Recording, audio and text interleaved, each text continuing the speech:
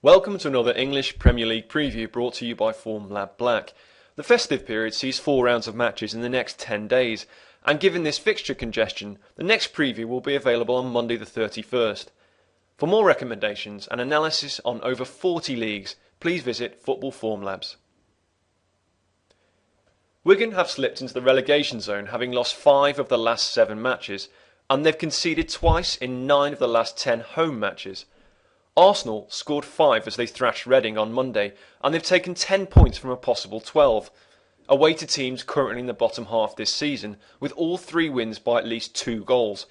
Moreover, they've won 8 of 12 trips to bottom 6 finishes in the previous 2 seasons, with 7 win-win doubles, and 6 by at least 2 goals.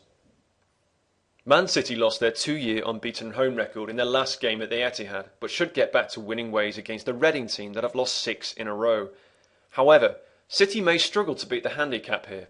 They've won by at least 3 goals just twice this season, and also in only 3 of their last 15 home games. Moreover, while they've won 11 of the last 12 home games against bottom 6 teams, just 4 have been by more than 3 goals. Reading have picked up just 2 points from their 9 away matches, but only 1 of those defeats was by more than 2 goals, and they might be able to keep this respectable. Newcastle finished well last weekend against Man City, and should be confident of stopping a run of 6 defeats in the last 7 games. They will be even more confident when they see their home record against bottom 6 teams. They've won 11 of the last 13 such matches, with 8 win-win doubles. QPR finally managed to get their first win of the season at the weekend, but are winless in the last 22 road games with 17 defeats. After 40 goals in their opening 9 matches, Southampton have seen just 14 in their last 7. At the same time, Sunderland's matches have become higher scoring, so we'll ignore the goal markets.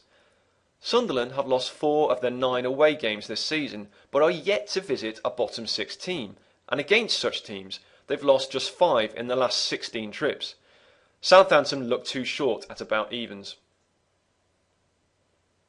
If Gareth Bale was fit for Spurs, we'd have been looking at over goals and the home win here. However, as he's doubtful, this match becomes harder to predict. Stoke racked up another undergoals match in the weekend to make it 24 in the last 30 games, and would be tempted to go for it, but for the fact that 6 of the last 8 matches between these teams have had at least 3 goals, so we'll leave this game alone. West Brom have scored just once in the last 4 games, but did snap their 3-game losing streak at the weekend. However, with 10 wins in the last 16 home games, they will fancy their chances against Norwich. Norwich, though, are on a 10-game unbeaten streak, so we'll concentrate on the goals market. The Baggies have been goalless at half-time in 5 of the last 8 home matches, with the same amount having fewer than 3 goals. Meanwhile, 6 of Norwich's last 8 away matches have had under goals. With just 2 home defeats this season and Everton missing Fellaini, West Ham fans will be confident of getting a result here. Everton have won only 3 times in the last 19 away matches, as they've shared the points on 12 occasions. Furthermore, they've drawn 5 of the last 7 trips to middle third teams, and have only won 2 of 9 games Fellaini have missed since the start of last season, including draws with Norwich and QPR this season. Fulham did the double over Liverpool last season and have lost on just 1 of the last 4 trips to Anfield. However, there have been signs in the past month that the loss of Dembele and Dempsey from last season's side is beginning to hurt Fulham, particularly with Brian Ruiz injured. Liverpool have drawn 11 of the last 25 home games and 5 of the last 11 matches overall. Fulham have won only 2 of the last 12 matches, but have drawn 4 of the last 6 road games, as well as 3 of the last 8 trips to middle third teams, and the stalemate looks good value here. Swansea have lost their last 2 games, but since the start of last season have only lost 2 of their 8 home games against top 6 sides. Furthermore, 6 of the 8 matches have had fewer than 3 goals. However, United have won 7 of the last 8 away matches, and those 8 games have averaged 4.25 goals per game. Given these conflicts, we'll leave this game alone. Chelsea will be battling jet lag after flying back from Japan this week.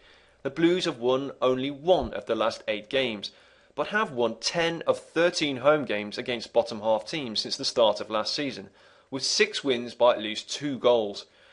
While there are doubts about Chelsea's chances here, Aston Villa have lost 6 of their 7 trips to top 6 teams since the start of last season, with 5 defeats by at least 2 goals and 4 by 3 or more.